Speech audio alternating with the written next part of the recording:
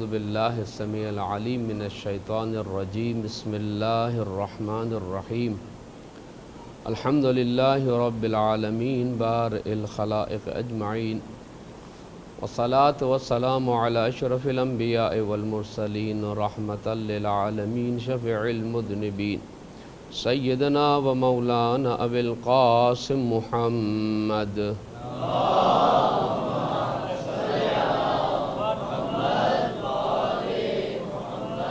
وعلى أهل بيته الطيبين الطاهرين المعصومين المظلومين الذين أذهب الله عنهم الرجس وطهرهم تطهيرا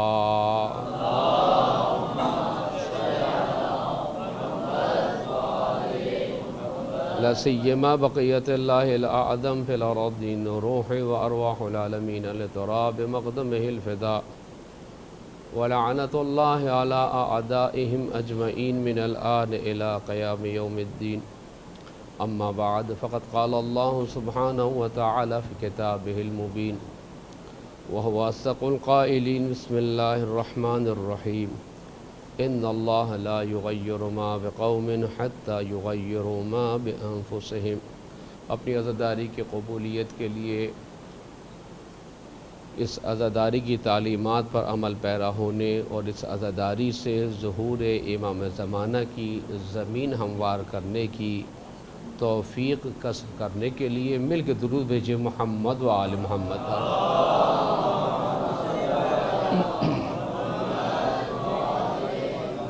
ارباب اعضاء، ان خمسہ مجالس ادا کی دوسری مجلس آپ قرآن کریم میں قوموں کے عروج اور زوال کے عنوان سے سماعت کر رہے ہیں۔ معمولاً مجالس ادا میں ایک روایتی طریقہ یہ ہے کہ آ کر ایک آیت اور اس کے تحت کچھ مطالب کو بیان کیا جائے اور پھر آپ تبرک لیں اور اپنے گھر کو چلے جائیں۔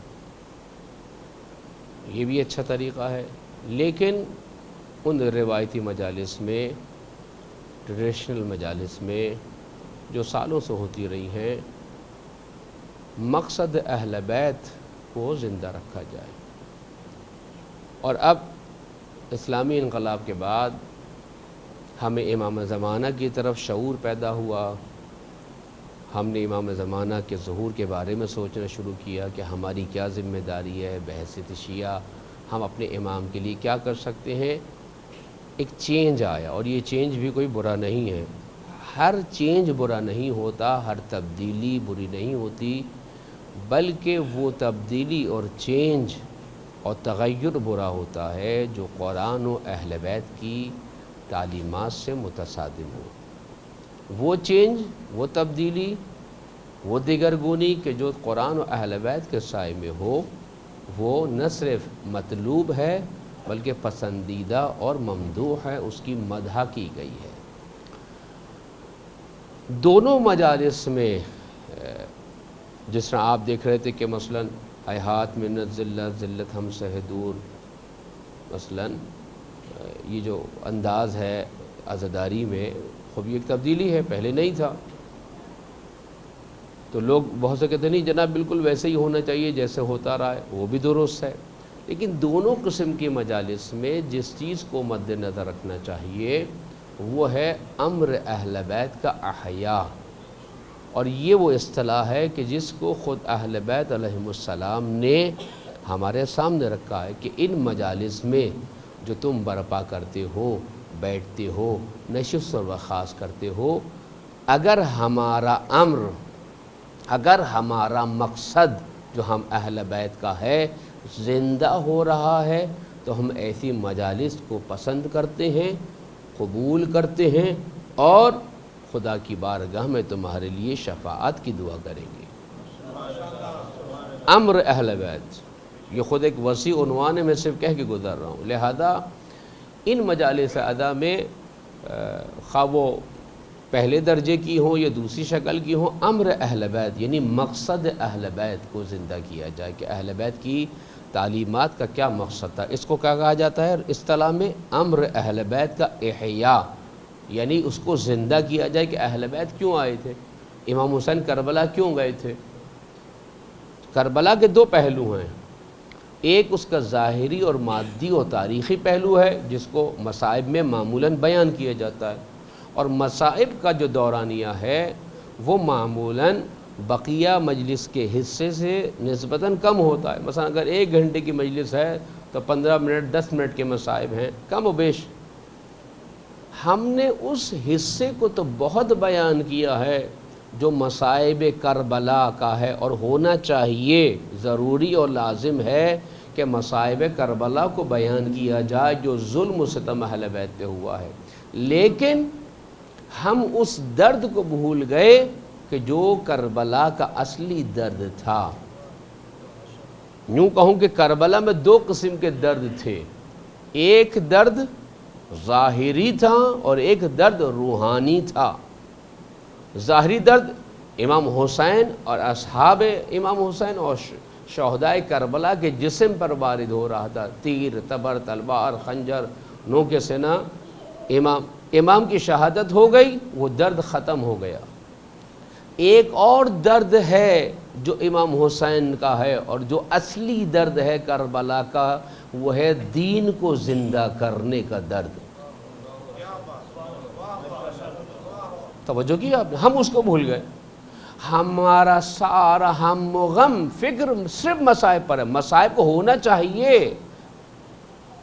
زیارت عاشورہ کے جو جملے ہیں، زیارت وارثہ کے جو جملے ہیں، وہ اس ظلم کو بیان کرتے ہیں، اس کی نوعیت کو بیان کرتے ہیں کہ زمین و آسمان نے گریہ کیا ہے، اتنا بڑا ظلم رسول کے خانوادے پر، رسول کے یوں کہوں کہ چشم و چراغ پر، رسول کے بدن کے حصوں پر، اتنا بدترین ظلم کہ بکت السماء والارض، زمین و آسمان نے گریہ کیا ہے کہ حرمت رسول کا پاس نہیں رکھا گیا، قول رسول، حکم رسول، سنت رسول، سیرت رسول کو پامال کر دیا گیا۔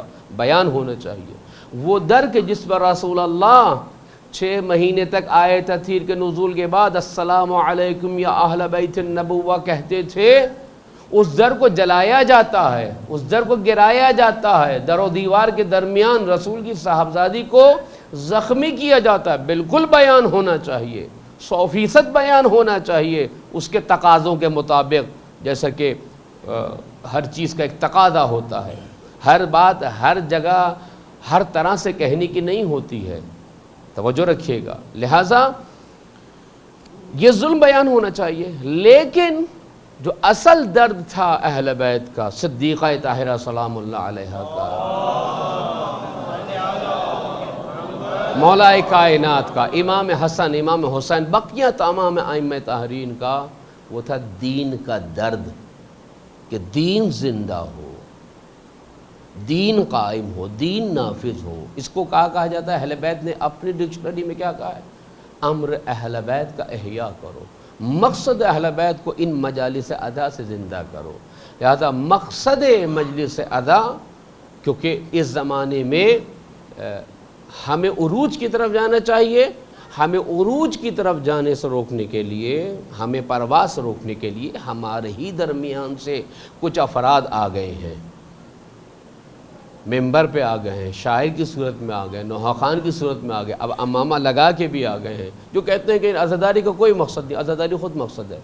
انتہائی جاہلانہ، بیوقوفانہ اور احمقانہ کلام ہے یہ جو بھی کہتا ہے۔ یہ اگر دین کا دشمن نہیں ہے کہنے والا یہ متکلم، لیکن اپنی فکر و نیت کے ذریعے سے، اپنے قول و فعل اور خطاب و منبر کے ذریعے سے یہ دشمنان دین کی مدد کر رہا ہے۔ دنیا کا کون سا کام ایسا ہے جس کا کوئی مقصد نہیں ہوتا؟ بتائیے۔ دنیا کے ہر کام کے پیچھے ایک آئیڈیالوجک مقصد ہوتا ہے، اس مقصد کے لیے اس کو انجام دیا جاتا ہے۔ بچے سے بھی آپ پوچھیں گے بچے کیوں کھیل رہے ہو، تو وہ بتائے گا کہ میں انجوائے کرنے کے لیے کھیل رہا ہوں۔ کوئی بھی کام آپ اٹھا لیجئے، دنیا کا مادی ترین کام بھی اٹھا لیجئے آپ، اس کے پیچھے ایک مقصد ہے۔ یہ کیسے ہو سکتا ہے کہ اہل بیت کہ جو ہمیں اللہ اللہ کی طرف دلالت کرنے والے ہیں، اللہ کی طرف لے جانے والے ہیں، اللہ کی طرف رہنمائی کرنے والے ہیں، ان کے غم کا، ان کے مصائب کا کوئی مقصد نہ ہو؟ کام برائے کام، فعل برائے فعل، حرکت برائے حرکت کوئی معنی نہیں رکھتی ہے، توجہ رکھیے گا۔ پس اس بنا پر یہ کہنا عزاداری کا کوئی مقصد نہیں ہے۔ عزاداری کا کیا مقصد؟ بس آپ روئیں اور گھروں کو چلے جائیں، توجہ رکھیے گا۔ حالانکہ اس میں بھی کوئی نہ کوئی مقصد بیان کیا جاتا ہے۔ یہ گریہ کیوں کیا جاتا ہے؟ تاکہ میں مصائب اہل بیت پہ گریہ کروں، تولا کروں، تبرہ کروں، اہل بیت کے عمل سے محبت کروں، اہل بیت کے دشمن سے بیداری کا اعلان اور اس کے عمل سے اپنے آپ کو بری الذمہ قرار دوں۔ اسی کو تولا و تبرہ کہا جاتا ہے۔ تولا و تبرہ کا بھی مقصد ہے، مجلس حسین کا بھی مقصد ہے کہ میں اہل بیت کے نزدیک ہوتا چلا جاؤں۔ لہذا یہ کہنا کہ ممبر حسین سے کہ جناب عزاداری کا کوئی مقصد نہیں ہوتا، اس سے بڑا کوئی احمقانہ جملہ نہیں ہوگا۔ کہنے والا دانستہ یا دانستہ عزاداری کی بنیادوں کو متزلزل کر رہا ہے، زک پہنچا رہا ہے اور دشمن دین کی خدمت کر رہا ہے۔ کیونکہ عزاداری کا مقصد یہ تھا کہ ہم پرواز حاصل کریں اپنے امام کے لیے، امام کے ساتھ پرواز کریں۔ ظاہر سی بات ہے کہ کسی پرواز کو روکنے کے لیے کچھ ریزسٹنس ہوتی ہے، کوئی چیزیں ہوتی ہیں جو اس کو روکتی ہیں۔ مثلاً طیارہ ہوتا ہے، اس کے پروں میں انجن لگے ہوتے ہیں، اس کشش ثقل کو روکنے کے لیے، اس گریویٹی کی طاقت کو روکنے کے لیے جو کسی بھی چیز کو ہوا میں پرواز کرنے نہیں دیتی، ان انجنوں سے طاقت اور انرجی حاصل کی جاتی ہے تاکہ طیارہ رن وے پہ دوڑتا ہوا کشش ثقل کے خلاف حرکت کرے، اپنے اندر وہ پاور اور انرجی، وہ طاقت لے کر آئے تاکہ وہ پرواز کر سکے۔ لہٰذا وہ جب پرواز کر جاتا ہے تو اس کے انجن کو بند کر دیا جاتا ہے کہ اب وہ پاور کی ضرورت نہیں ہے، نارمل انجن جو ہے وہ جہاز کو چلائے گا۔ تشیع کو بھی پرواز کرنا تھا کہ زندگی کے ابتدائی دور میں، شعر سے شغف ہے آپ لوگوں کو؟ نہیں ہے؟ یہ ہے زندگی کے ابتدائی دور میں کم سے کم پرواز کرنی چاہیے، زندگی کے ابتدائی دور میں کم سے کم پرواز کرنی چاہیے، اور جب جنبش میں آ جائیں تیرے پر و بال حیات تو پھر عرش سے پرواز کا آغاز کرنا چاہیے۔ عزاداری در حقیقت کم سے کم عرش تک پرواز کرو۔ پرواز کا آغاز تو امام کے ساتھ ہوگا، توجہ رکھیے گا۔ امام جو تمہیں پرواز دے گا، امام جو طاقت دے گا، امام جو انرجی دے گا، اس کا مقایسہ نہیں کیا جا سکتا۔ بلکہ درود بھیجیے محمد و آل محمد کا۔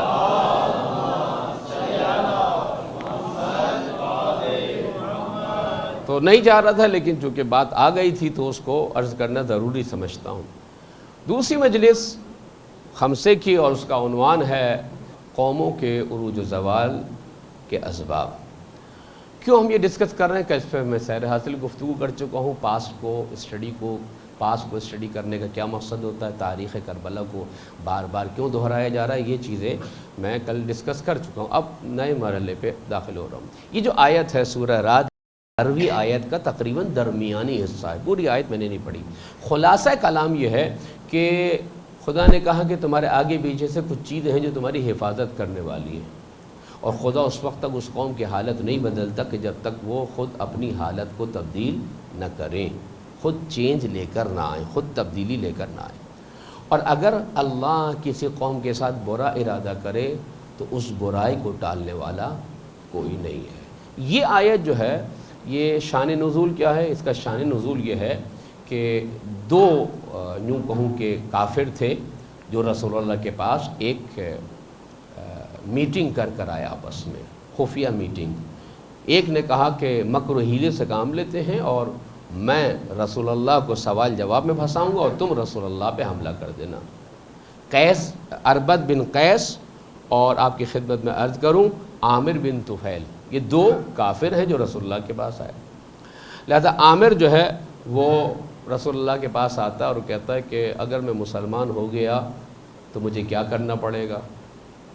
انہوں نے کہا جو سارے مسلمان کر رہے ہیں وہی تم کرو گے۔ اب یہ سمجھتا تھا کہ جناب میں کوئی چودھری ہوں اور میں اگر ایمان لے آؤں گا، مسلمان ہو جاؤں گا تو مجھے کوئی پروٹوکول مل جائے گا، آگے پیچھے 2-4 گارڈ مل جائیں گے۔ رسول اللہ کہ بھائی جو عام مسلمان کر رہے ہیں وہی تم مسلمان کرو۔ اس نے ایک اور اپنے قصد سے بڑھ کر بات کی، اس نے کہا کہ اچھا اگر آپ مجھے خلیفہ بنا دیں تو میں مسلمان ہو جاتا ہوں، اپنا وصی بنا دے۔ رسول اللہ نے کہا یہ میرے ہاتھ میں ہے ہی نہیں، یہ تو میرے ہاتھ میں ہے نہیں، یہ تو اللہ کے ہاتھ میں ہے۔ اب یہ تو ان کو سوچنا چاہیے جو اپنے جیسے لوگوں کو خلیفہ بنا رہے ہیں، جو اپنے جیسے لوگوں کو خلیفہ بنائے۔ رسول اللہ کہہ رہے ہیں یہ میرے ہاتھ میں نہیں ہے، یعنی اللہ کے رسول کو اختیار نہیں ہے کہ اپنی مرضی سے خلیفہ کا تعین کرے، اس لیے کہ قرآن کہہ رہا ہے یا ایھا الرسول بلغ ما انزل الیک من ربک فإن لم تفعل فما بلغت رسالتہ۔ اے حبیب وہ حکم پہنچا دو جو ہم نے تم پہ نازل کر دیا ہے۔ تو پتہ چلا ولایت علی در حقیقت ایک ایسا اعلان تھا کہ جو رسول اللہ تک ابلاغ ہو چکا تھا۔ اب جب رسول کو حکم ہوا ہے تو رسول نے میدان غدیر خم میں مولا علی کی ولایت کا اعلان کیا ہے۔ اچھا جناب، ہم نے تیسرا انہوں نے سوال کیا، اب طے یہ تھا، خفیہ میٹنگ یہ تھی کہ جناب جی میں باتوں میں لگاؤں گا تم حملہ کرنا۔ عامر بن طفیل باتوں میں لگا رہا ہے اور تلوار کسی اور کے پاس تھی۔ کہا کہ تیسرا یہ بتائیے کہ مجھے کیا ملے گا، کوئی انعام شنام ہے، کوئی میڈل ہے، کوئی تمغہ، کوئی عہدہ، کوئی وزارت؟ تو رسول اللہ نے کہا بھائی تمہیں میں ایک لشکر دے دوں گا، جا کے کفار کو قتل کرنا۔ پہلے ہی صورت میں ہلا کے چولہے رکھ دی جناب کہ جناب جا کے ان کو لشکر تو میرے پاس بھی ہے، میں آپ کے پاس کیوں ہوں؟ اب اسی اسنا میں طے یہ تھا کہ سوال جواب کروں گا، پیچھے حملہ ہوگا۔ اب اس نے اربد بن قیس سے کہا، اشارہ کیا، اس نے تلوار نکالی، اپنے نیام سے نکالنی چاہیے، نہیں نکلی، پھنس گئی تلوار۔ رسول اللہ متوجہ ہو گئے، رسول اللہ متوجہ ہوئے تو آپ ایک طرف ہو گئے، اور اسی اسنا میں آسمان سے بجلی چمکی اور اربد بن قیس کو جلا کے راکھ کر دیا، جلا کے راکھ کر دیا۔ یہ وہیں پر جو ہے وہ لقمہ اجل بن گیا۔ یہ حالت دیکھ کر عامر جو تھا وہ بھاگا، فرار کیا، اور یہ کہتے ہوئے کہ تم نے اس کو تو جلا دیا ہے محمد، لیکن میں بہت بڑا لشکر لے کے آ رہا ہوں۔ رسول اللہ نے کہا اس کی نوبت ہی نہیں آئے گی، تم بہت بڑا لشکر لے کے آؤ۔ کچھ ہی عرصے میں یہ بھی طاعون کی وبا سے مر گیا۔ مل کے درود بھیجے محمد و آل محمد پر۔ یہ آیت کا وہ بیک گراؤنڈ ہے، شان و نزول ہے کہ ان اللہ لا یغیر ما بقوم حتی یغیروا ما بانفسہم۔ خدا اس وقت تک کسی قوم کی حالت نہیں بدلتا جب تک کہ وہ اپنی حالت خود نہ بدلیں۔ خوب اس پہ ہم مقدماتی گفتگو کر چکے، اب بات کو اگلے مرحلے کے لیے آگے بڑھا رہے ہیں، اور بات یہاں تک پہنچی تھی کہ اللہ نے بہت سی نعمتیں دی ہیں اور اللہ تعالیٰ ان نعمتوں کے ذریعے سے ہمارا امتحان لینا چاہ رہا ہے۔ کوئی بھی نعمت ہم سے واپس نہیں لی جاتی جب تک کہ ہم اس کو مس یوز نہ کریں۔ جتنے بھی کل میں نے قصے بیان کی امت کے رسول کے، نعمتیں ان کے پاس تھیں، وقت ان کے پاس تھا، جوانی ان کے پاس تھی، صحت ان کے پاس تھی، سلامتی ان کے پاس تھی، دنیا کی بڑی بڑی آسانیاں، آسائشیں وافر مقدار میں ان کے پاس تھیں، لیکن مس یوز کیا، غلط استعمال کیا، کیا ہوا؟ وہی نعمتیں جو ان کے لیے ایک وقت تک آسائش، آرام اور یوں کہوں کہ رحمت تھی، ان کے لیے زحمت، پھانسی کا پھندا اور عذاب بن گئی۔ یہ میکینزم ہے۔ جب تک آپ اس نعمت کو صحیح استعمال نہیں کریں گے، وہ نعمت آپ کے لیے عذاب ہے۔ لہذا جتنی بھی اقوام ہیں، حتیٰ اہل بیت کے دشمن، یہ ایک خدا کا ایک فارمولہ ہے تمام اقوام کے لیے، توجہ رکھیے گا۔ مثال کے طور پر بہت ہی سادی سی مثال میں دوں، دو نوجوان ہیں، دونوں کو سیم ٹائم دیا ہے سیمسٹر میں پریپریشن کے لیے، تیاری کے لیے۔ ایک کھیل کود میں وقت ضائع کر دے اور ایک پڑھائی میں اپنا وقت خرچ کرے۔ ٹائم دونوں کو سیم ملا ہے، 24 گھنٹے دونوں کے پاس ہیں۔ جتنا آسمان اس کے سر پہ سایہ کرتا ہے اتنا ہی آسمان دوسرے والے کے سر پر، لیکن ایک نے وقت کو ضائع کیا، وہی نعمت وقت جو تھی اس کے لیے عذاب بن گئی، اس کی بدنامی اور اس کے فیل ہونے کا سبب بن گئی۔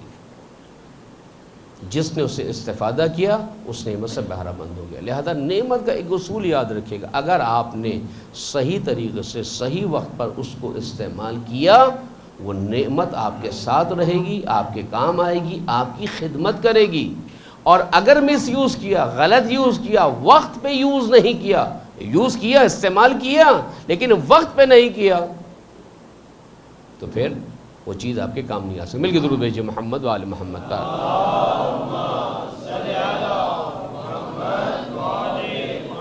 ایک کل اصطلاح استعمال کی تھی مسخ ہونے کی، یعنی بدترین حالت میں چینج ہو جانا۔ بنی اسرائیل کو اللہ تعالیٰ نے بندروں میں تبدیل کر دیا تھا۔ فَلَمَّا عَتَوْا مَا نُهُوا، جس چیز سے روکا گیا تھا اس میں جب پڑ گئے، اس کو انجام دینے لگے، تو ہم نے ان کو بندر بنا دیا۔ یہ ایڈریس بتا دیتا ہوں، سورہ اعراف آیت نمبر 166 اور سورہ مائدہ آیت نمبر 60۔ کیا ہوتا تھا؟ بنی اسرائیل کو ہفتے کے دن شکار کرنا مچھلی کا منع تھا۔ آپ دریا میں نہیں جائیں گے، آپ جال نہیں ڈالیں گے، کوئی ایسا کام نہیں کریں گے کہ جس سے یہ ثابت ہو کہ آپ مچھلی کا شکار کر رہے ہیں۔ اچھا، یہ بڑے یہودی جو تھے نا، بڑے تیز تھے اور بڑا تیز سمجھتے تھے۔ آج بھی جو یہودی ہیں وہ بھی اپنے آپ کو بڑا تیز سمجھ رہے تھے، لیکن کیا کہنے طوفان الاقصی والوں کے، کیا کہنے حزب اللہ کے، کیا کہنے اسلامی جمہوریہ ایران کے، جتنے شاطر بن رہے تھے در حقیقت ان پر آ کر ایسی مار پڑی کہ تاریخ میں ایسی مار نہیں پڑی، نہیں پڑی۔ اچھا جناب، اب انہوں نے کیا کیا کہ ہفتے کے دن تو منع کر دیا ان کے نبی نے کہ جناب ہفتے کے دن شکار کرنا منع ہے، مچھلی کا شکار۔ مچھلی بڑی مرغوب غذا تھی، پسندیدہ تھی، اور اگر تازی مچھلی ہو، سمندر کی ہو، تو اس کے کیا کہنے۔ اب انہوں نے کیا کیا، دریا کے کنارے ایک حوض بنا لیا۔ یہ جاتے ہفتے کے دن، یعنی جمعے کے دن رات میں جاتے، اور اس حوض کے اور دریا کے درمیان انہوں نے ایک دروازہ بنایا، تو وہ دروازہ ہٹا دیتے، تو ہفتے کے دن مچھلیاں جو تھیں وہ حوض میں آ جاتی تھیں کھانے پینے کی چیزیں کوئی تلاش میں، اور پھر جو ہے جب جانے لگتی تو یہ دروازہ بند کر دیتے ہو، ساری مچھلیاں جو ہے حوض میں آ جاتی ان کے، اور پھر یہ شکار کے کہتے ہم نے تو ہفتے کو شکار نہیں کیا۔ اب آپ دیکھیں، جہاں پر بھی انسان خدا کے حکم سے سرپیچی کرتا ہے، جہاں پر بھی چال بازی کرتا ہے، دو نمبری کرتا ہے، اپنی جگاڑ، معذرت کے ساتھ اپنی جگاڑ فٹ کرنے کی کوشش کرتا ہے، تو خدا کہتا ہے دیکھو مجھ سے دو نمبری نہیں کرنا، دو نمبری خدا کے ساتھ نہیں چل سکتی۔ کیا ہوا؟ اتنا بدترین عذاب تاریخ میں کسی قوم کو نہیں ملا۔ اچھا، صرف یہی وجہ نہیں کہ بندر بنا دیا، یہ خدا کی کوئی دشمنی تھی بنی اسرائیل سے، نہیں، اور بھی ان کی وجوہات تھیں جو میں عرض کروں گا۔ خدا نے ان کو بندر بنا دیا، یعنی دو نمبری کی، جگاڑ کی، خدا کے حکم کو نہیں مانا، بیچ سے جو ہے وہ کوئی راہ نکالنے کی کوشش کی، نبی کی اطاعت نہیں کی، اسے تکلیف دی، اس کا کہنا نہیں سنا۔ خدا نے کیا کہا کہ ہم نے مختلف وجوہات اور اس چال بازی کی وجہ سے کیا کیا، تمہیں بندر بنا دیا۔ اب یہ دو نمبری جو ہے نا، بیچ کا راستہ، یہ بڑا اہم ہے۔ اب ہم کیوں اسٹڈی کر رہے ہیں ان اقوام کو جو گزر گئی ہیں؟ اس لیے کہ جو امتحان ان کا ہے اسی سے ملتا جلتا امتحان ہمارا بھی ہو رہا ہے۔ توجہ رکھے گا، یہ جو میں کہہ رہا ہوں کہ ہم پاس کو اسٹڈی کیوں کریں، ہسٹری کو اسٹڈی کیوں کریں، مقصد یہ ہے کہ ہمیں امام زمانہ کے لیے تیار ہونا۔ اب اس دور میں جو غیبت کا زمانہ ہے، اب چونکہ امام بظاہر موجود نہیں کہ میں ان کے پاس جا کے سارے مسائل کا حل پوچھوں، اب یہاں پہ جگاڑ کا جو سسٹم ہے، دو نمبری جو ہے لوگوں کی، دو نمبر لوگ جو ہیں وہ زیادہ اپنا کاروبار چمکائیں گے، خواہ وہ امامہ لگا کے آ رہے ہوں، خواہ وہ شیروانی پہن کے آ رہے ہوں، خواہ وہ نوح سلام مرثیہ پڑھ رہا، کوئی بھی ہو، کوئی بھی ذکر جو کر رہا ہے دو نمبری کر رہا ہے، ادھر حقیقت خدا کے عذاب کو دعوت دے رہا ہے۔ کیسے دو نمبری ہو سکتی ہے؟ ایک دو مثالیں دیکھ کر آپ کی ذہن میں تمام کو میری ضرورت ہے جی محمد و آل محمد۔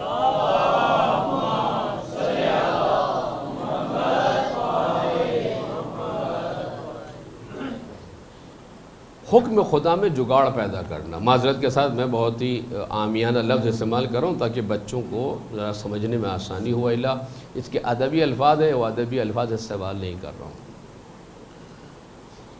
اپنی مرضی سے، مثلا کہا کہ زمانے غیبت میں جب امام تمہارے پاس نہیں ہے تو یا تو تم خود مجتہد ہو، یا احتیاط پہ عمل کرو، یا تقلید کرو۔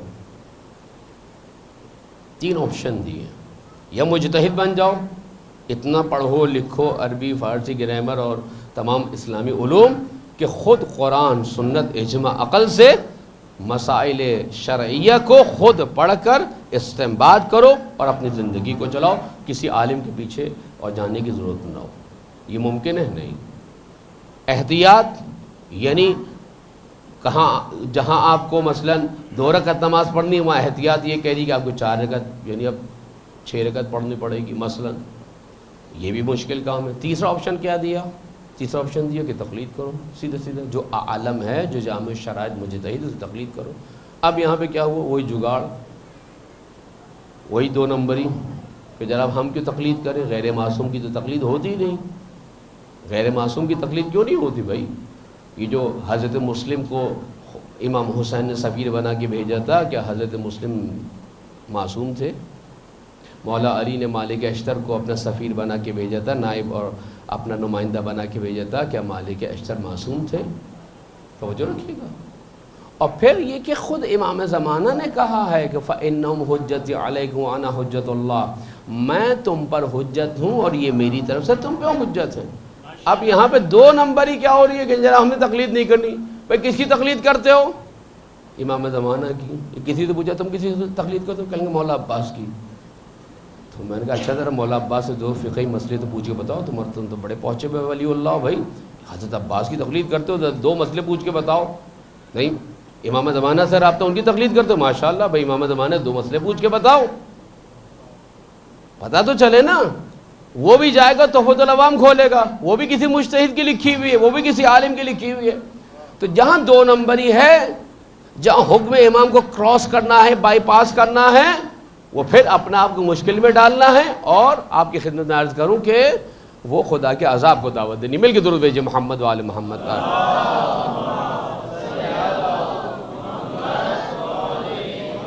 ایک روایت ابھی میں جب آ رہا تھا تو بہت ہی خوبصورت روایت حضرت امام سجاد علیہ السلام سے۔ مولا فرماتے ہیں کہ 4-5 چیزیں ایسی ہیں کہ جن کی وجہ سے نعمت تبدیل ہو جاتی ہے عذاب میں۔ اب یہ مختلف نعمتیں میرے آپ کے پاس ہیں، یہ نعمتیں چینج ہو جاتی ہیں، یہ عذاب سے ثواب سے عذاب میں، رحمت سے زحمت میں تبدیل ہو جاتی ہیں۔ مثلا کہا کہ وہ نعمتیں جو تبدیل ہو جائیں ان کے کچھ اسباب ہیں۔ ایک، لوگوں پہ ظلم و ستم۔ اب ظلم و ستم سے مراد مارنا، کوٹنا، زد و کوب کرنا صرف نہیں ہے۔ ظلم و ستم سے مراد یہ ہے کہ آپ نے گاڑی غلط پار کی ہے، یہ بھی ظلم ہے۔ آپ زور زور سے ہارن بجائے جا رہے ہیں، یہ بھی ظلم ہے۔ آپ زیبرا کراسنگ سے روڈ نہیں پار کر رہے، یہ بھی ظلم ہے۔ آپ ٹریفک کے قوانین کی پابندی نہیں کر رہے، یہ بھی ظلم ہے۔ آپ کسی کو گمراہ کر رہے ہیں، یہ بھی ظلم ہے۔ آپ سوشل میڈیا پہ غلط بات پھیلا رہے ہیں، یہ بھی ظلم ہے۔ ایک عورت بے پردہ ہو کر بازار میں جا رہی ہے، یہ بھی ظلم ہے۔ اب ظلم ہم سمجھتے ہیں ظلم یعنی کسی کو قتل کر دینا، مار دینا۔ جو اسرائیل کر رہا ہے آج فلسطینیوں پر، یہ بھی ظلم ہے۔ جو آج پاکستانی حکومت چاہ رہی ہے کہ جناب اسرائیل کو 2 ریاستی حل کے تحت قبول کر لیا جائے، یہ بھی ظلم ہے۔ اب ظلم کی تقسیم کرتا چلا جاؤں تو پورا خمسہ کیا پورا عشرہ ختم ہو جائے گا۔ اب ظلم کیا ہے؟ امام نے کہا لوگوں پہ ظلم نہ کرنا، تمہاری نعمتیں عذاب میں تبدیل ہو جائیں گی۔ 2، جس کی وجہ سے نعمت جو ہے وہ زحمت میں تبدیل ہو جاتی ہے، وہ یہ ہے کہ اچھی عادتوں کو چھوڑ دیا جائے، اچھی عادتوں کو خیر بات کہہ دیا جائے۔ اچھی عادت تھی نماز پڑھنے کی، ورزش کرنے کی، لیکن تھوڑے سے بڑے ہوئے جناب وہ رات بھر جاگنا اور پھر انٹرنیٹ پہ بیٹھنا اور وقت ضائع کرنا اور نماز کو ہوتا گیا۔ اچھی عادت کو چھوڑ دینا، امام نے کہا اس سے بھی تمہاری نعمتیں عذاب میں تبدیل ہو جاتی ہیں۔ معروف کو خیر آباد کہہ دینا، اور نعمتوں کا کفران کرنا اور شکر خدا کو ترک کر دینا۔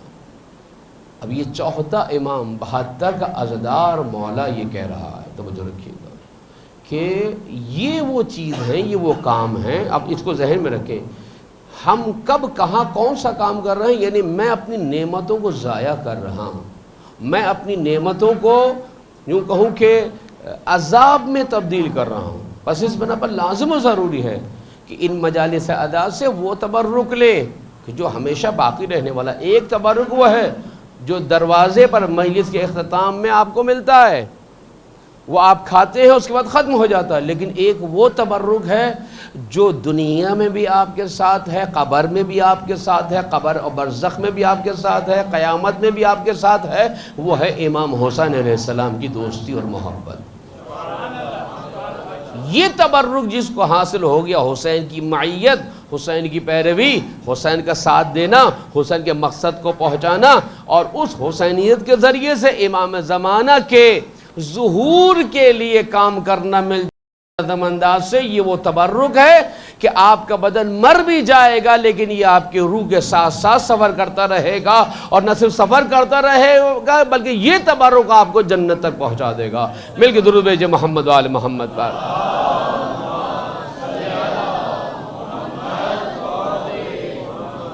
کل جو جہاں پہ گفتگو رکی تھی یہ تھا کہ ریزسٹنس نہ ہو، مزاحمت نہ ہو تو برائیاں بہت تیزی سے پھیلتی ہیں. مثلا سادی سی مثال عرض کروں، کوئی وبا پھیل جائے. اب یہ مثلا بارش ہوئی ہے، کہیں پانی کھڑا ہے، مچھر آ گئے، جانور آ گئے اور وبائی مرض پھیل گیا. اگر آپ کی اندر سے ریزسٹنس پاور، قوت مدافعت کم ہے، آپ بیمار ہو جائیں گے. لیکن اگر آپ کی قوت مدافعت اچھی ہے، یا آپ نے دوا کھائی ہے یا ویکسینیشن کرائی ہے، آپ صحیح سالم رہیں گے. یعنی آپ کے اندر مدافعتی نظام، مزاحمتی نظام جو اللہ نے نیچرلی رکھا ہے، اگر وہ ایکٹیو ہے، آپ بیماری کو مقابلہ کرتے رہیں گے. اسی طرح معاشرے میں بھی اگر ریزسٹنس نہ ہو اہل حق کی طرف سے، نیک افراد کی طرف سے، در حقیقت کیا ہے، پھر یزیدیت کو مسلسل مشکل کا سامنا کرنا پڑے گا. یہی وجہ ہے کہ ہر دور میں مجلس کرتے ہیں، ہر دور میں علم اٹھاتے ہیں، ہر دور میں گریہ کرتے ہیں.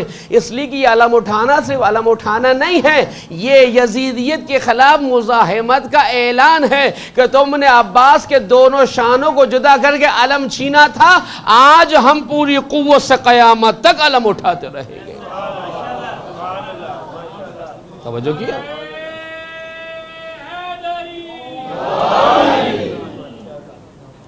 ماتم کرنا ریزسٹنس ہے یزیدیت کے خلاف، اس سوچ کے خلاف، اس فکر کے خلاف، اس آئیڈیالوجی کے خلاف جس کا نام یزیدیت ہے.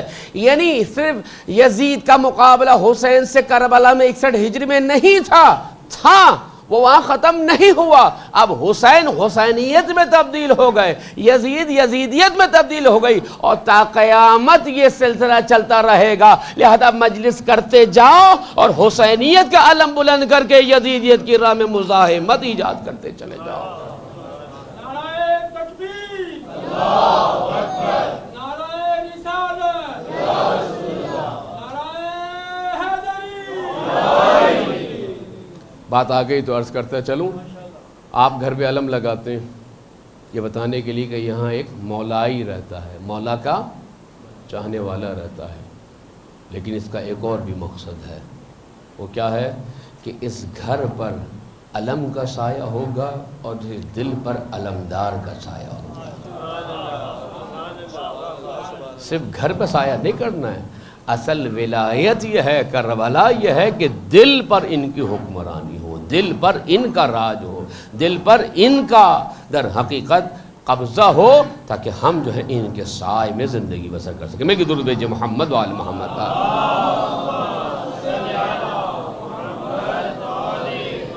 ریزسٹنس نہیں ہوگی تو کیا ہوگا؟ آپ بیمار ہو جائیں گے، کمزور ہو جائیں گے.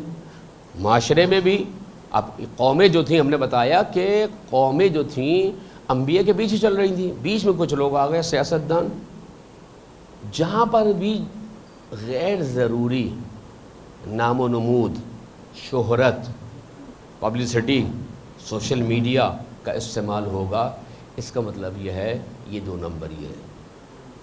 سیاستدان در حقیقت اس ظاہری حکومت کو، یہ فرعونی نظام کا حصہ ہے. قرآن کو اگر آپ پڑھیں گے، فرعونی نظام کی کیا ایک خصوصیت ہے؟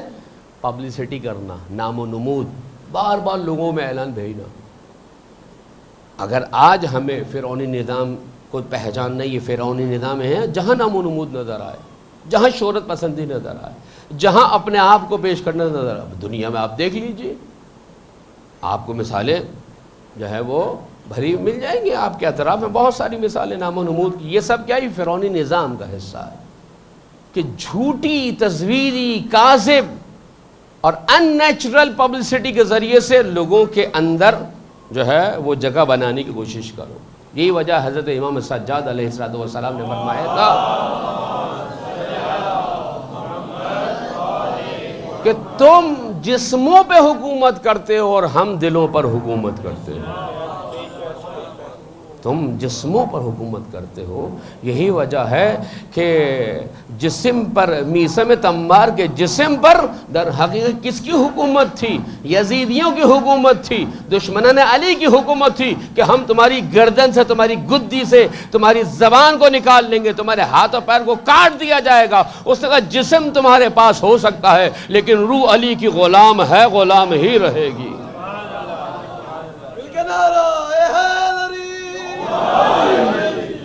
یہ ہمیشہ تاریخ کا، یہ تاریخ کا حصہ ہے کہ جسم کسی کے پاس ہو سکتا ہے لیکن روح، ولایت کا جو رابطہ اور رشتہ ہے وہ اہل بیت علیہ السلام سے. یہ برائیاں جو ہیں قوموں میں جنم لیتی ہیں کیسے؟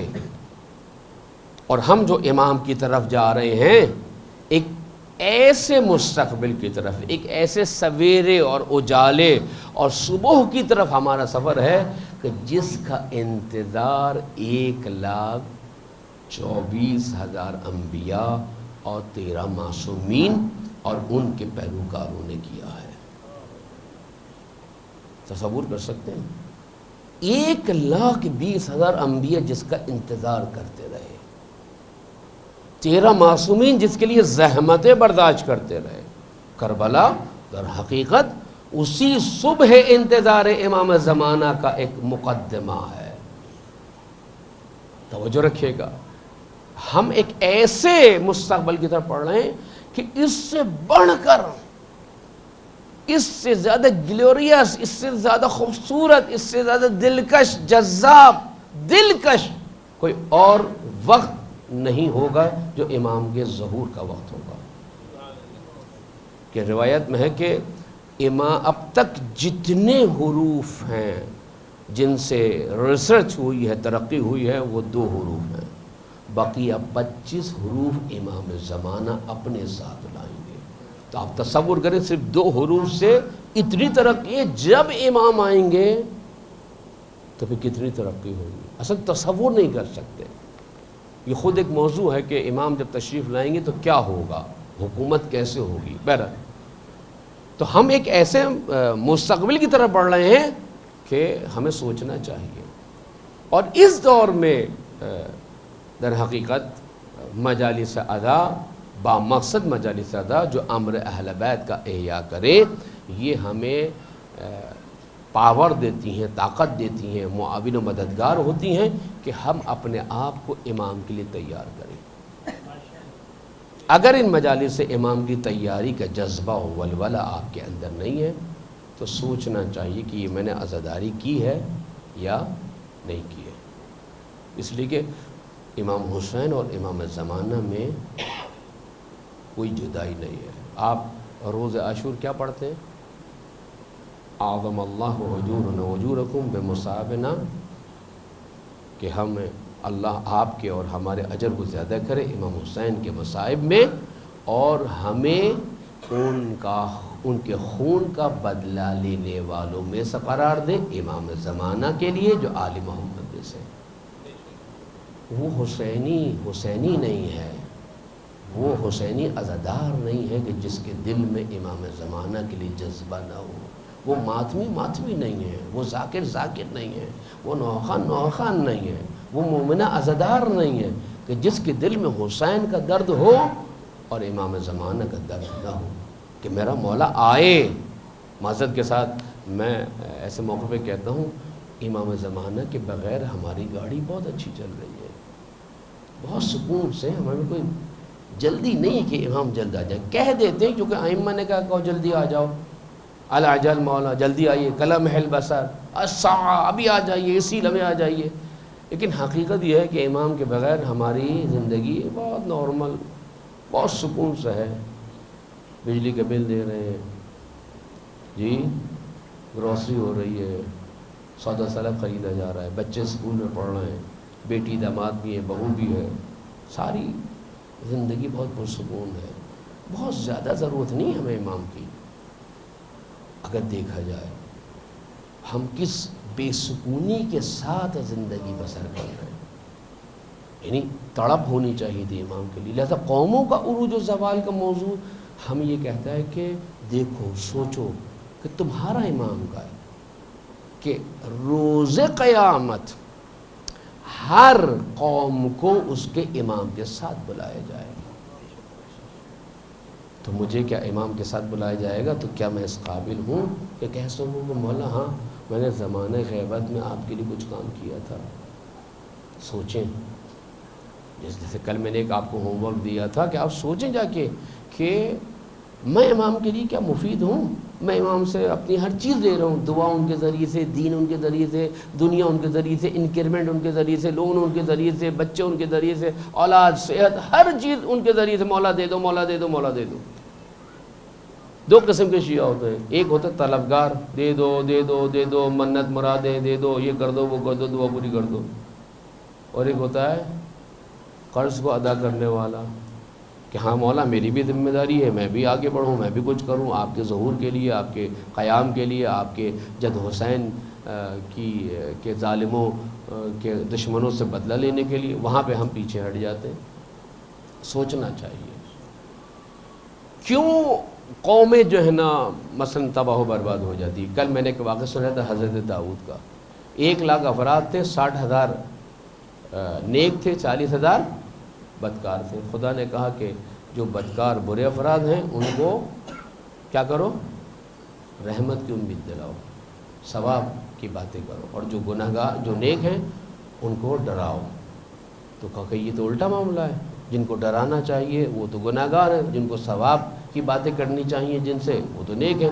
کہا کہ اس لیے کہ نیک افراد نے اچھائیوں کا حکم دینا، برائیوں سے روکنا چھوڑ دیا ہے، ریزسٹنس کو ختم کر دیا، اپنی ذمہ داری کو ترک کر دیا۔ کیسے انسان اور معاشرہ جو ہے وہ تبدیل ہو جاتا ہے۔ میں کل بہت سورت کے ساتھ بہت سے مسائل کو میں نے طے کیا، لیکن چاہا کہ اس کو تھوڑا سا چاہے ہم کم قوموں کا تذکرہ کریں، ضروری نہیں کہ ہم 8-10 قومیں جن کا میں نے ذکر کیا تھا ابتدائی مجلس میں ان سب کا تذکرہ کیا جائے، لیکن گفتگو کو ایسے لے کے چلے کہ ایک ایک مسئلہ جو ہے وہ حل ہوتا چلا جائے۔ اور مجلس کا مقصد یہی ہے کہ ہم یہاں سے حسینی جذبہ، حسینی تحریک، حسینی روح، حسینی خوشبو اور حسینی روشنی لے کر اٹھیں، تاکہ یہ چیز عملی زندگی میں یہاں سے جانے کے بعد ایک طالب علم اپنی کالج لائف میں، اپنی یونیورسٹی میں، ایک ماں و بہن اپنی گھریلو زندگی میں، ایک باپ اپنے آفس اور نجی زندگی میں، غرض ہم اپنی زندگی میں اس حسینی نور کے سائے میں زندگی بسر کریں۔ مل کے درود بھیجیں محمد و آل محمد۔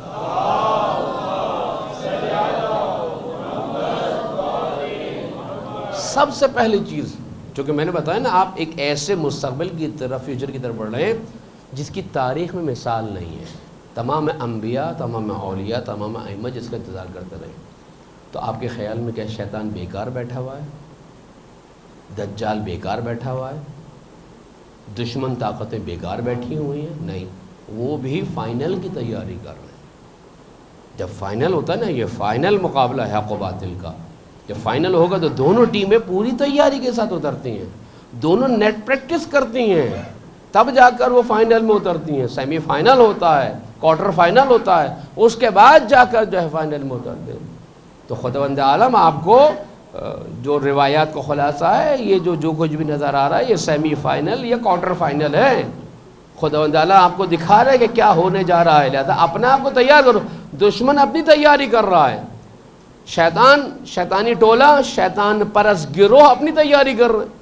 اب مثال کے طور پر بہت عام ہے، انسٹاگرام پہ آپ دیکھیں گے، فیس بک دیکھیں گے، مثلا بچے یہ انگلیوں کے نشان بنا رہے ہیں۔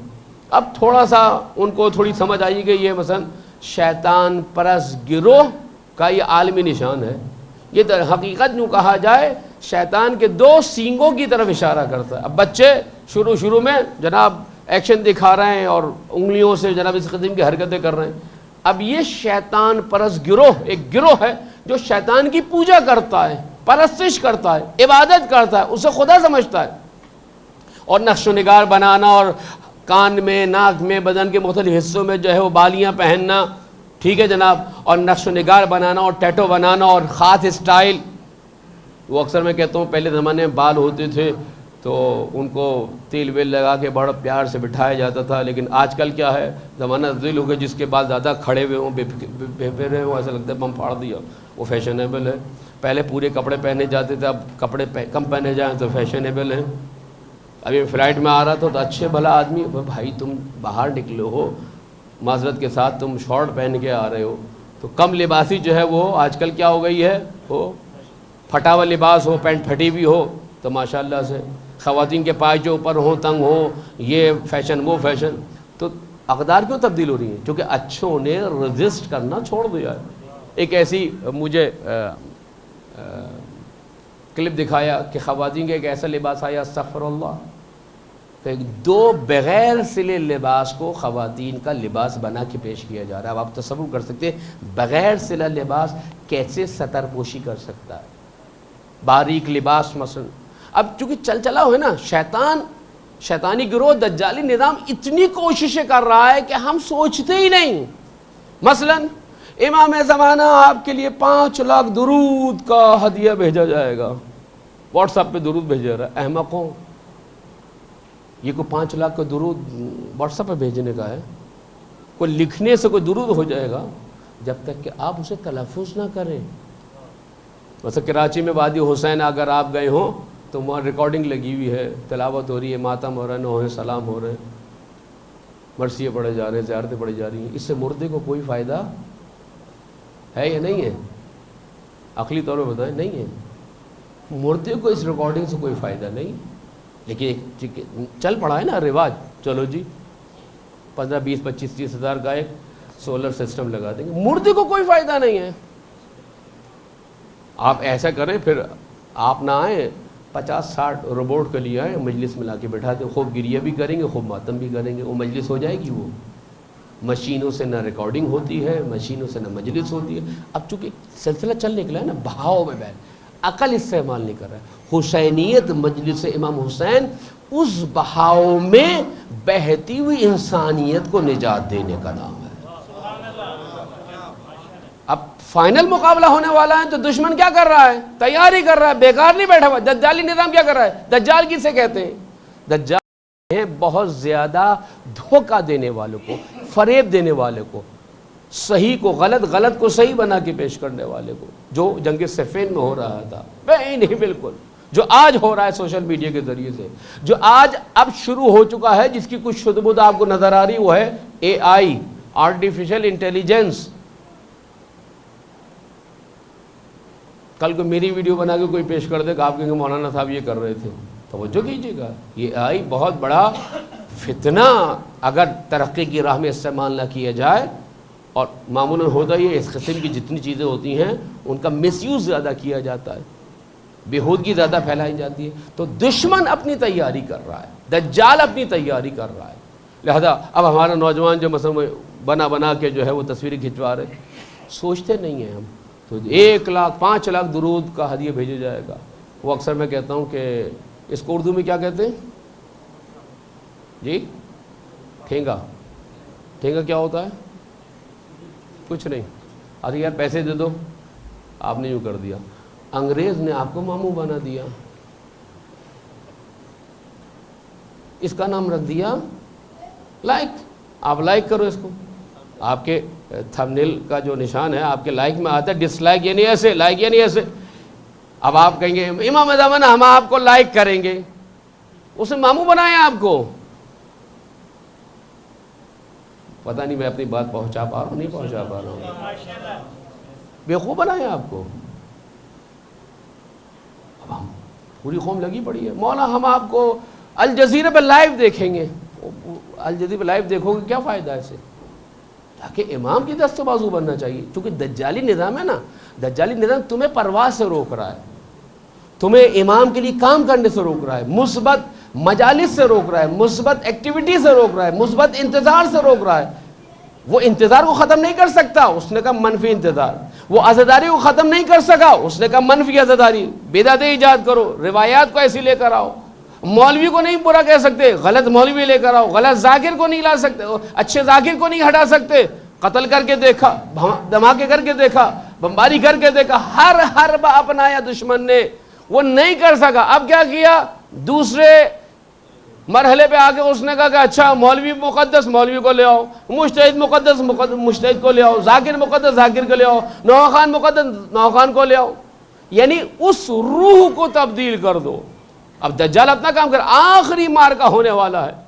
لہٰذا اس وقت ضرورت ہے کہ اپنے آپ کو بیدار کریں، اپنے آپ کو تیار کریں. اور اگر کوئی چیز ہمیں تیار کر سکتی ہے تو وہ محبت و ولایت اہل بیت علیہ السلام، خصوصاً عزاداری امام حسین علیہ السلام ہے. مل کے درود بھیجیے محمد و آل محمد.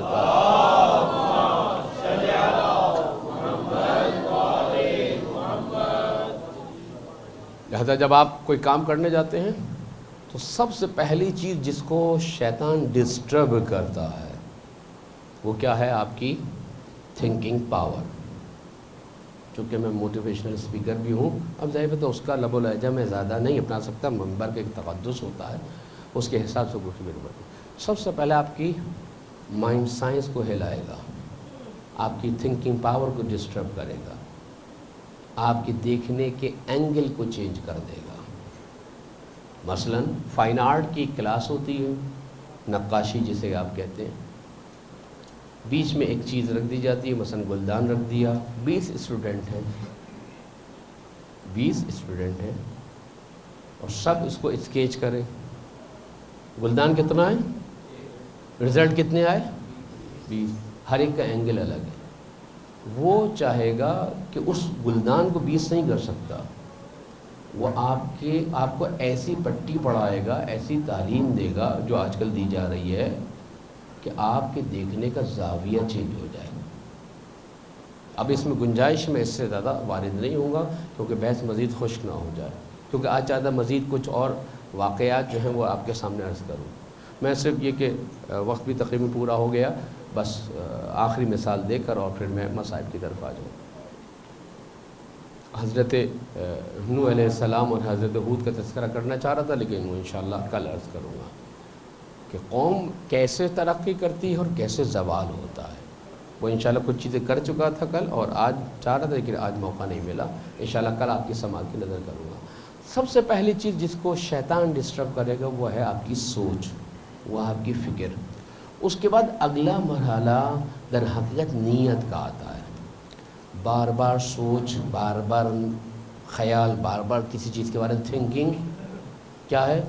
وہ آپ کو اندرونی طور پر تیار کرتی رہے گی. مثلا بری سوچ کا کہتے ہیں گناہ نہیں ہوتا بظاہر، لیکن وہ نقصان دہ ہوتی ہے. کہ خدا کا کرم دیکھیں آپ، خدا نے کہا ایک نیکی سوچو گے لکھ لوں گا، ایک نیکی کرو گے 10 نیکی کے برابر اجر دوں گا. رحمت دیکھیں آپ، ایک گناہ سوچو گے نہیں لکھوں گا، ایک گناہ کرو گے تو اس کو ایک گناہ ہی لکھا جائے گا. اس کے بعد 7 گھنٹے کی مہلت اور ٹائم تمہیں دیا جائے گا، اس کو ڈیلیٹ کر دو، اس کو ڈیلیٹ کر دو، اس کو مٹا دو. پھر بھی اگر نہیں مٹا سکے تو جب بھی تمہیں ہوش آ جائے اس کو ڈیلیٹ کر دو توبہ کے ذریعے سے. اور پھر یہ کرامن کاتبین، توجہ رکھیے گا، 2 فرشتے، سیدھے ہاتھ پہ ایک فرشتہ بہت محترم فرشتہ، الٹے ہاتھ کا فرشتہ بہت کرامن یعنی بہت باعزت باشرف فرشتہ. رحمت خدا بتا رہا ہوں اور پھر اس کی طرف آؤں گا. مل کے درود بھیجیے محمد و آل محمد. اس لیے کہ یہ مجالس جو ہیں وہ آپ کے مزاج کے مطابق نہیں، یہ تو مجھے پتہ ہے، ٹھیک ہے نا، اس لیے کہ آپ دوسرے انداز سے سننے والے ہیں. لیکن جو میں ایک خطیب، ایک ذاکر اور ایک محقق ہوں، لہذا تھوڑا بہت جو مجھے ٹوٹی پھوٹی اردو آتی ہے وہ مثالوں کے ذریعے سے کچھ نہ کچھ تھوڑا سا ہنسا کر، تھوڑا سا ٹیکا لگا کر، تھوڑا سا جو ہے وہ مرچ مسالہ لگا کر آپ کو سنا دیتا ہوں، شاید کہ اتر جائے تیرے دل میں میری بات۔ مل کے درود بھیجیے محمد وآل محمد کا۔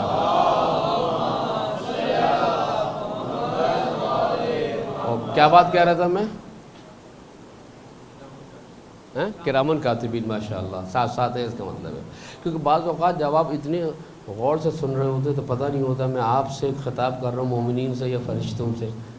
تو اس مطلب ہے کچھ مومنین یہاں بیٹھے ہوئے جو میرے ساتھ ساتھ ہیں، ان کی صحت و سلامتی اور تمام مومنین مومنات کی صحت و سلامتی کے لیے مل کے بآواز بلند درود بھیجیں۔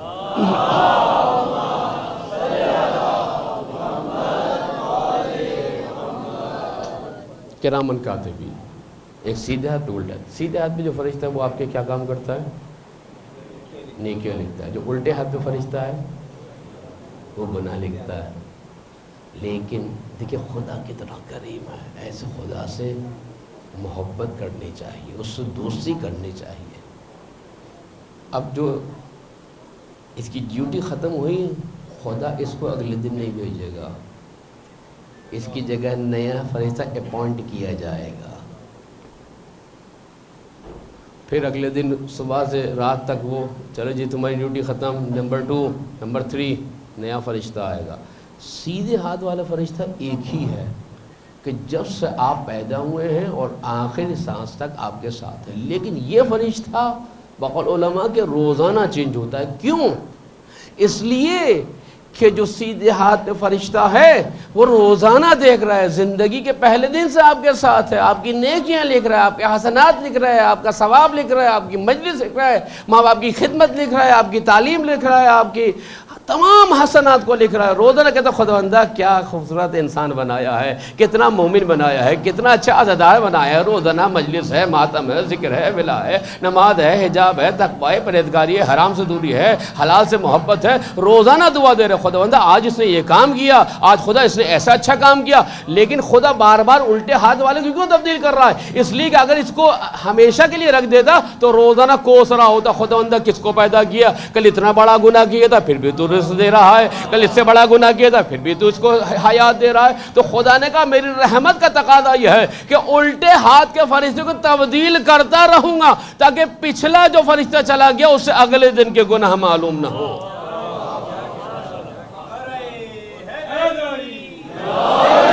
یہ خدا کا کرم ہے۔ وَإِلَّا اگر وہی فرشتہ ہوتا تو کتنے صلوات سنا رہا ہوتا، کتنی جوتیاں مار رہا ہوتا۔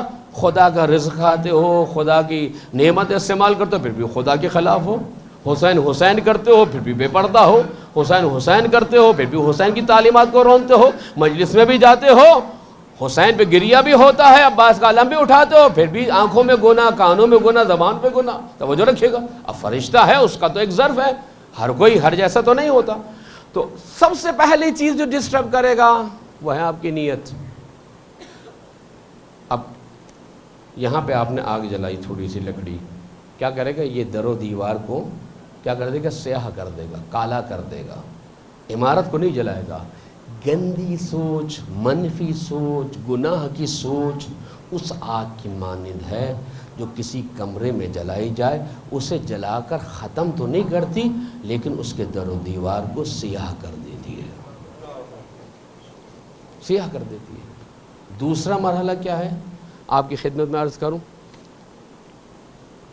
جب ایک ہی کام مسلسل انجام پائے تو وہ آپ کی بن جاتا ہے آئیڈیالوجی، نظریہ جس کے تحت آپ زندگی بسر کرتے ہیں۔ انسان کا ہر عمل اس کی آئیڈیالوجی کے مطابق ہوتا ہے۔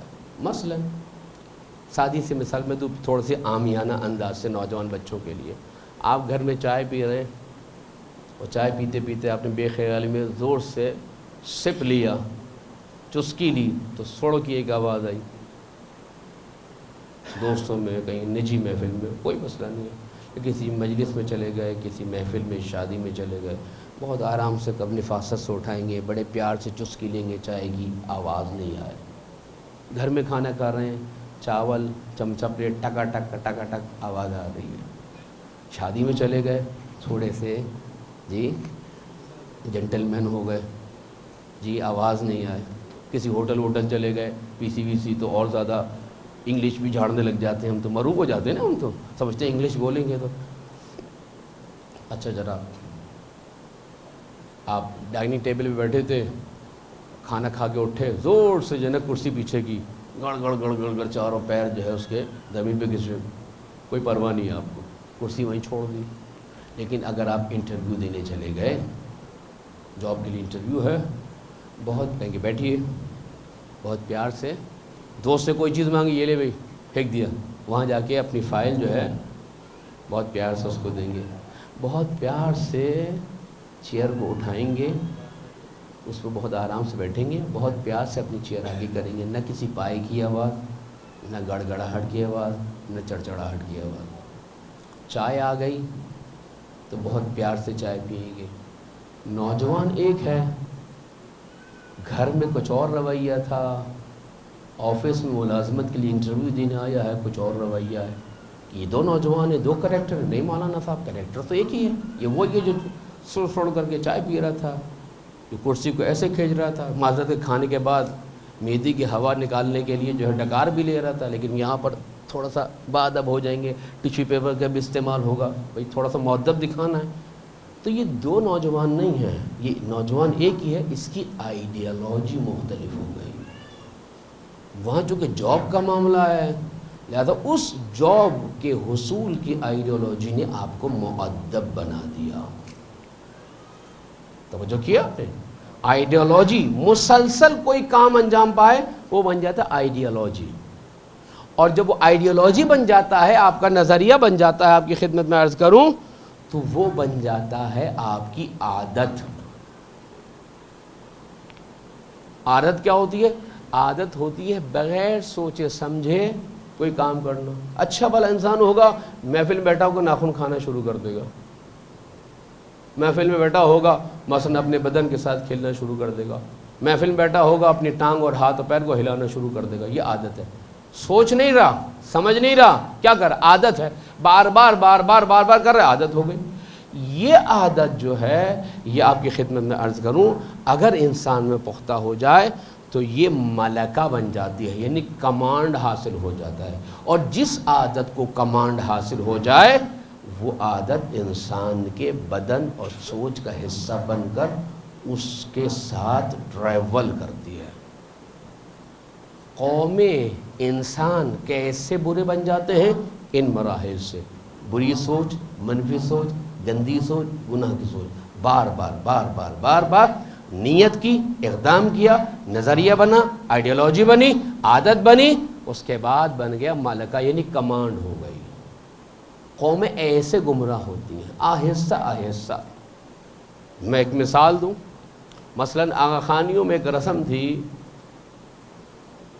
کہ کھانا لایا جاتا تھا ان کے یہاں جماعت خانے میں، تو کسی صاحب کے یہاں وہ حلوہ بنا تھا، حلوے پہ گھی کا تڑکا تھا، تو اس کو خان پوش سے اس کپڑے سے ڈھک دیا گیا۔ تو جب وہ لے کے گئے تو وہ کپڑا جو تھا گھی میں تر ہو گیا۔ اگلی دفعہ جب وہ کھانا لے کے گئے تو انہوں نے کیا کیا کہ اس کے بیچ میں ایک شمع لگا دی، تو ایک خوبصورت سا خیمہ بن گیا۔ وہ لے کے گئے، انہوں نے جا کر جہاں پہ کھانا جمع ہوتا ہے وہ جمع کرا دیا۔ اب میں نے دیکھا یار یہ تو بڑا اچھا لگ رہا ہے خیمہ، دوسرے نے دیکھا۔ اگلی دفعہ میں گیا تو میں نے ایک شمع کی جگہ 4 شمعیں اور جلا دی، یہ 4 شمعیں اور لگا دی، وہ تھوڑا سا اور خوبصورت ہو گیا۔ اچھا میں نے جا کے رکھا تو اب جو ہے وہ تیسرے صاحب یار یہ تو بڑی اچھی چیز ہے، انہوں نے اس میں ڈسکو لائٹیں لگا دی۔ وہ ہوتے ہوتے ہوتے ہوتے جو رسم جو تھی وہ کچھ اور تھی، اور جو اس کا نتیجہ ملا وہ کچھ اور تھا۔ یہی کچھ ہمارے ساتھ ہو رہا ہے، عزاداری کا نام رہ گیا ہے اور رسمیں جو ہے نا وہ آ گئی ہیں۔ بیلچے کے ماتم، گھڑے کا ماتم، ہتھوڑے کا ماتم، کوئی حد ہے؟ جی گولی وہ دوسرے ہے، خیر ہماری یہاں نہیں ہے۔ اچھا جناب، پھر خواجہ سراؤں کے ساتھ ماتم، اس کی ویڈیو بھی ڈال دی جائے معذرت کے ساتھ۔ اب جب روک ٹوک نہیں ہے نا، بس مشہور ہونا ہے، پبلسٹی ہونی ہے، شہرت ہونی ہے، تو پھر کوئی روک ٹوک نہیں ہے۔ جو ماتم کا فلسفہ تھا، جو عزا کا فلسفہ تھا، وہ ختم ہوتا جا رہا ہے۔ لہذا اس چیز کو روکنا ہمارا فرض ہے۔ اب وہ مہندی نکل رہی ہے تو اس میں ڈھول بھی آ رہا ہے، اور وہ کارڈ بھی چھپ رہے ہیں، اور پوری بارات بھی ہو رہی ہے، نہ کوئی شادی نہ کوئی بیاہ۔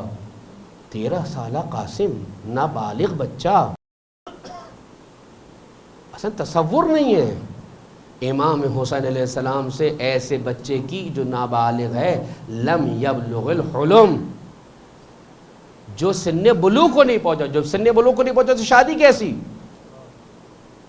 اب بارات بھی نکل رہی ہے، پورا ولیمہ بھی ہو رہا ہے، معذرت کے ساتھ فلاں فلاں میڈم آ کے جو ہے وہ اپنے شاہکار پیش کرے گی۔ میلادوں میں کیا ہو رہا ہے؟ یہی ہو رہا ہے، بھنگڑے کے نام پہ ڈانس ہو رہا ہے۔ بھڑاس نکالنی ہے نا تو اہل بیت کے نام پہ نکالو، کوئی روک ٹوک کرنے والا نہیں۔ عزاداری کے نام پہ نکالو، کوئی روک ٹوک کرنے والا نہیں ہے۔ مجھے پتہ ہی باتیں بڑی سخت ہیں آپ کے لیے برداشت کرنا، لیکن میں تو اپنا فریضہ ادا کر کے جاؤں گا۔ توجہ رکھیے گا، عزاداری کے نام پہ کیا کچھ ہو رہا ہے؟ رسم بن گئی ہے، روح ختم ہو گئی، رہ گئی رسم اذاں، روح بلالی نہ رہی۔ امام حسین کی عزاداری، وہ تقوی، وہ پرہیزگاری، وہ تقدس، وہ ظلم کی مخالفت، وہ مظلوم کی حمایت، وہ پاکیزگی، وہ طہارت جو ہمارے گھروں میں ہوتی تھی نظر کے وقت، نیاز کے وقت، 22 رجب کو کنڈوں میں، دوسری جگہ علم کے ساتھ، تابوت کے ساتھ، آج وہ سب ختم ہو گئے، پروفیشنلزم آ گیا ہر چیز۔ لہذا توجہ کرنی چاہیے کہ ہم عروج کی طرف جا رہے ہیں یا زوال کی طرف جا رہے ہیں۔ اور یہ مجلس ادا ہے کہ جو ہمیں متنبہ کرتی ہے، ہمیں ہوش دلاتی ہے، ہمیں عقل کے سہارے جینے کا طریقہ اور سلیقہ سکھاتی ہے۔ مل کے درود بھیجئے محمد و آل محمد۔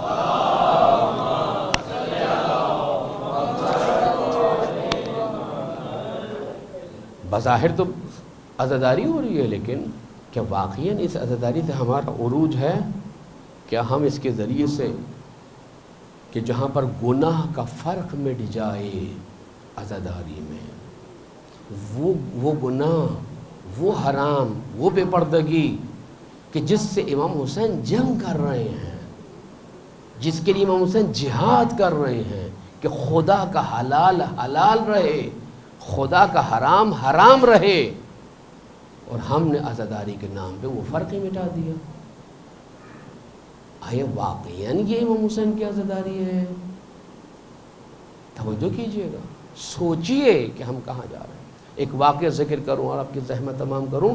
زبان سے حسینی کہنا اپنے آپ کو اور ہے، عمل سے کہنا اور ہے۔ کربلا میں ایک نوجوان تھا جو زیارت وارثہ کا یہ جملہ بہت پڑھا کرتا تھا، آپ کو بھی یاد ہوگا، یا لیتنی کنت معکم فافوز معکم، اے کاش کربلا میں ہوتا تو میں آپ کے ساتھ درجات عظیم پہ فائد ہوتا۔ بس آخری جملہ ہے یہ میرا۔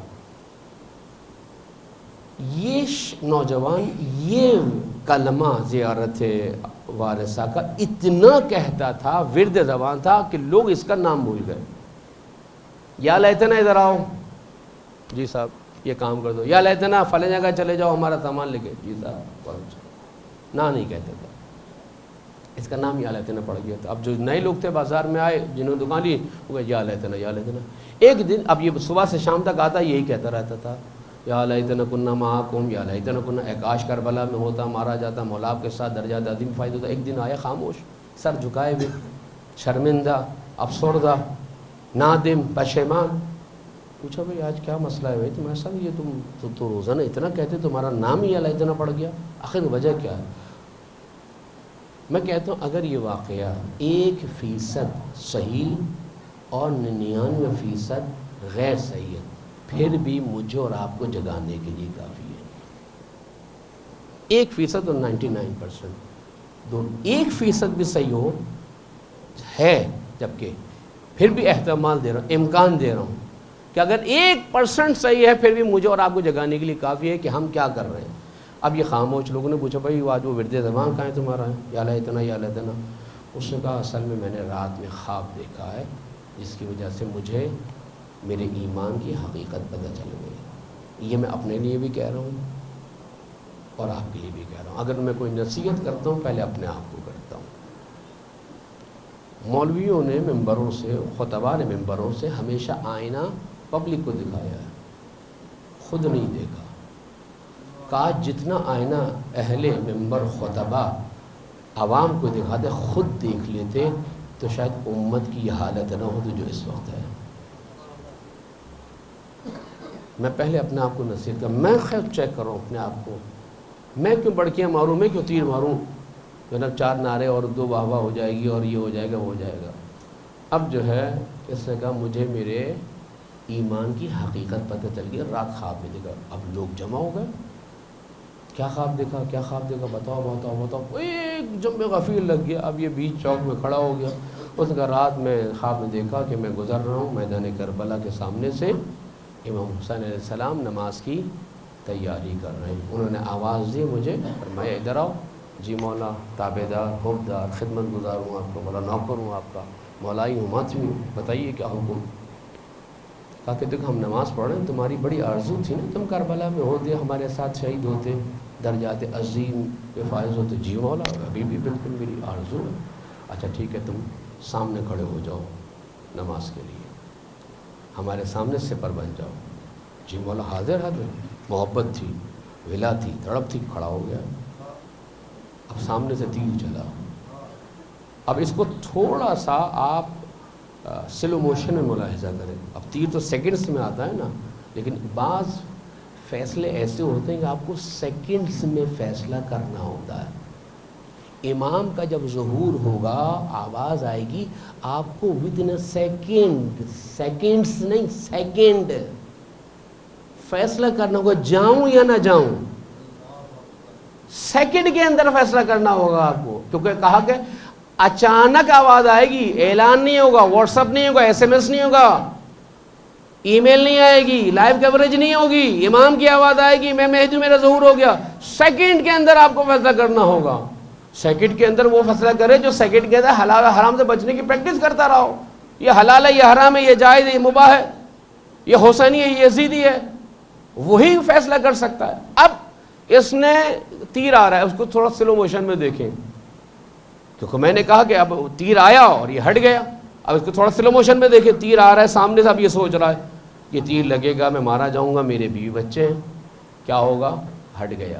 تیر امام کو لگا.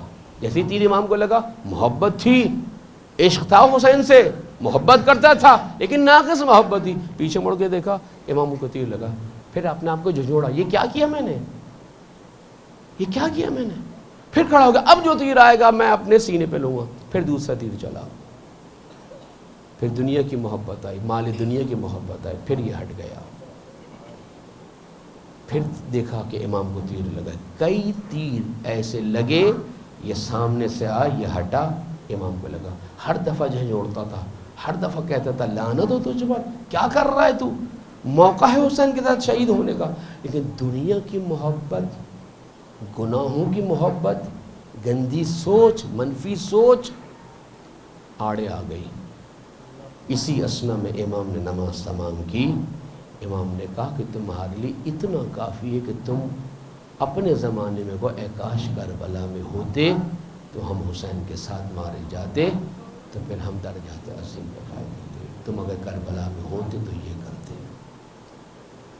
یہ واقعے دیکھو، میں کیا یہ تو نہیں کر رہا، کیا یہ میرا دعویٰ، کیا یہ میرا ماتم، کیا یہ میرے نعرے، کیا یہ میرا نعرہ ولایت، یہ نعرہ حیدری، یہ لبیک یا رسول اللہ، لبیک یا حسین. چیک کروں اپنے آپ کو کہ میں امام حسین کے ساتھ سنجیدہ ہوں، امام زمانہ کے ساتھ سنجیدہ ہوں. بس یہ عزاداری ہمیں عروج دینے والی ہے، یہ عزاداری ہمیں نور دینے والی ہے، یہ عزاداری ہمیں در حقیقت نجات دینے والی ہے اگر اس کے ساتھ سفر کریں.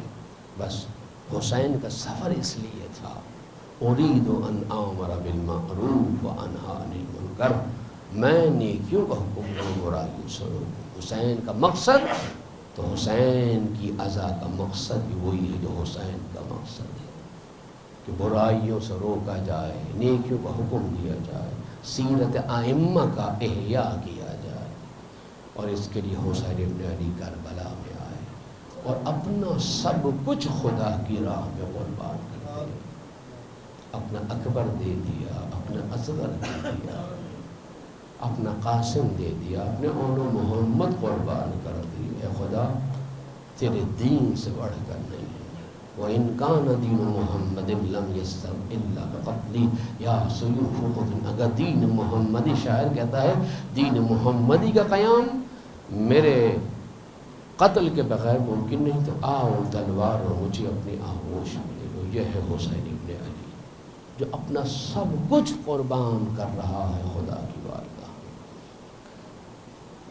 کہ یہ کربلا اور اس کے مصائب در حقیقت ہمیں متوجہ کرتے کہ اہل بیت علیہ السلام نے کس دردناک طریقے سے گزر کر اس دین کو، اس پیغام کو، اس تحریک کربلا کو ہم تک پہنچایا۔ اور صرف یہی نہیں، شہدائے کربلا، اسیران کربلا کا ایک ایک شہید اور اسیر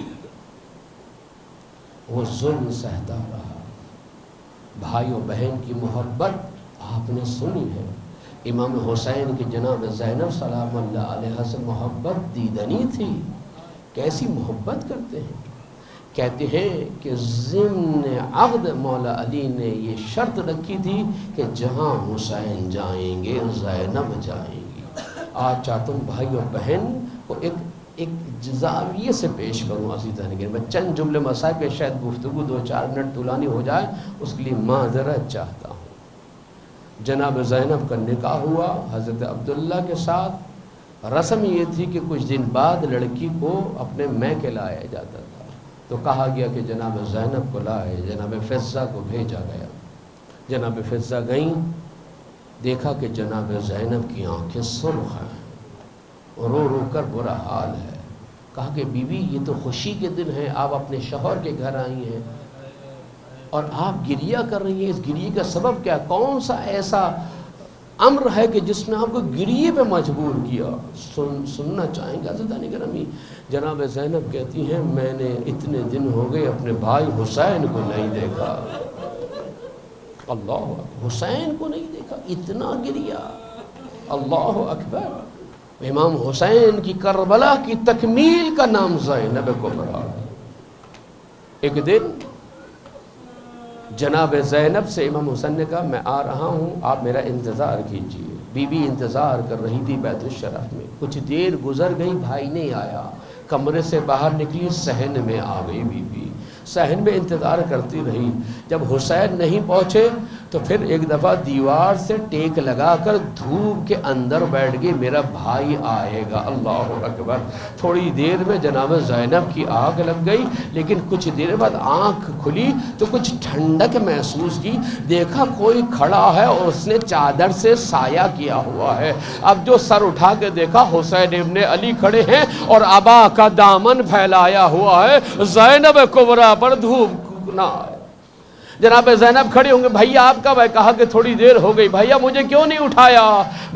میری آنکھ لگ گئی تھی جناب زینب سے۔ امام حسین نے کہا بہن زینب تمہاری آنکھ لگ گئی تھی، تم تھک گئی تھی، میں نے چاہا کہ تمہیں دھوپ کی حرارت نہ ملے۔ ہائے زینب کے اس جملے نے بڑا رلایا ہے۔ جب ایک دفعہ لاش حسین پہ آئی تھی زینب کبریٰ، ارے اپنے ہاتھوں سے لاشے کو اٹھایا تھا۔ یا رسول اللہ آپ پہ تو ملائکہ درود و سلام بھیجتے ہیں، یا رسول اللہ یہ آپ کا حسین ہے جو خون میں غلطہ ہے، آدم مرمل بالدماء مقطع العداء مسلوبۃ العمامۃ والرداء، ارے اس کے عمامے اور لباس کو چھین لیا یا رسول اللہ، اس کے لباس کو چھین کر اس کے جسم عطر کو پامال کر دیا۔ یہ ہے بھائی و بہن کی محبت۔ عزیزانو ایک اور محبت آپ کو لے جاؤں، امام رضا اور حضرت معصومہ قم کی محبت ہے۔ حضرت معصومہ جب آئی ہیں تو پتہ چلا تھا کہ ان کے بھائی کی شہادت ہو گئی ہے۔ کالے جھنڈے دیکھے تھے بیوی نے کالے جھنڈے دیکھے تھے، اور دیکھنے کے بعد پوچھا یہ کالے جھنڈے کیوں لگے ہیں؟ تو کہا کہ آپ کے بھائی کی شہادت ہو گئی ہے۔ اس غم میں بیوی بیمار ہو گئی اور پھر اس دنیا سے چلے گئی۔ میں ہاتھ جوڑ کے کہوں بیوی آپ نے امام رضا کو تڑپتے ہوئے نہیں دیکھا؟ ارے جب سید زادہ آیا تھا زہر کھا کے، کبھی اٹھتا تھا کبھی بیٹھتا تھا، مار گزیدہ انسان کی طرح تڑپتا تھا۔ میں کہوں بی بی آپ نے امام رضا کو تڑپتے نہیں دیکھا لیکن بھائی کی شہادت کی خبر آپ برداشت نہ کر سکی. ارے کوئی کربلا میں زینب کبریٰ سے پوچھے ارے بھائی کے پامال شدہ لاشے کو کیسے دیکھا ہوگا جناب زینب نے. اور آخری واقعہ تمہارے گھروں میں اے نوجوانوں تمہاری چھوٹی بہنیں ہوں گی, جب تم جاتے ہو تو اپنی بہنوں کو گودوں میں اٹھا لیتے ہو. سید سجاد کی بھی ایک بہن ہے جس کا نام سکینہ اور رقیہ ہے.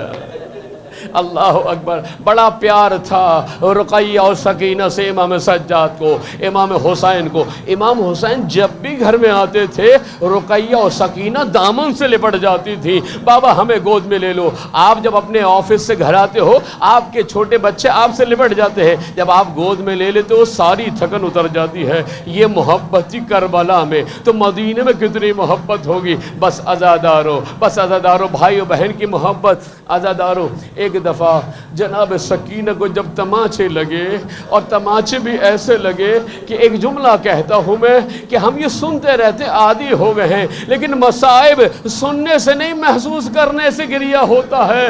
سکینہ 4 سالہ سن بتایا گیا ہے, 4 سالہ بچی پھول جیسی ہوتی ہے, اس کا گال بھی پھول جیسا ہوتا ہے.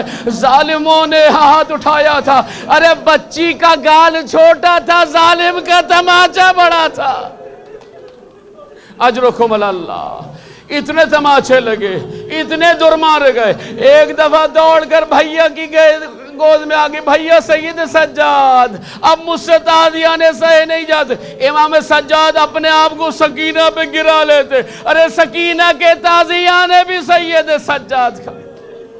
ایک منزل پر امام سجاد کو بٹھایا گیا, کبھی آپ کو چھاؤں میں نہیں بٹھایا گیا, آپ کو ہمیشہ دھوپ میں بٹھایا گیا.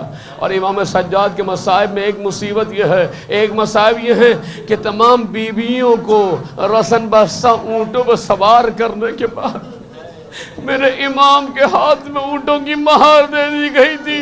ارے سید زادہ, ارے ماؤں بہنوں کو کیسے لے کے چلتا. یہی وجہ ہے امام سجاد نے حضرت عباس کے لاشے میں کہا تھا, چچا عباس, چچا عباس, شانے کٹا کے ترائی میں سونا آسان ہے, ارے ماؤں بہنوں کے ساتھ دربار میں جانا سید سجاد کا دل جانتا ہے. اجرکم اللہ. ایک منزل پر امام سجاد دھوپ میں بیٹھے تھے, جناب سکینہ کو کچھ پانی ملا, کوزے میں لے کے چلی. جناب زینب نے آواز دی, بیٹا سکینہ کہاں؟ کہاں کے پاس جا رہی ہوں. اور ایک دفعہ لے جا کے سکینہ نے عجیب کام کیا, پانی کا کوزہ لے جا کر امام سجاد کو پلانے کے بجائے امام سجاد کی گردن پر ڈالنا شروع کیا. کسی نے پوچھا سکینہ بیٹا یہ پانی سید سجاد کی گردن میں کیوں ڈال رہی ہو؟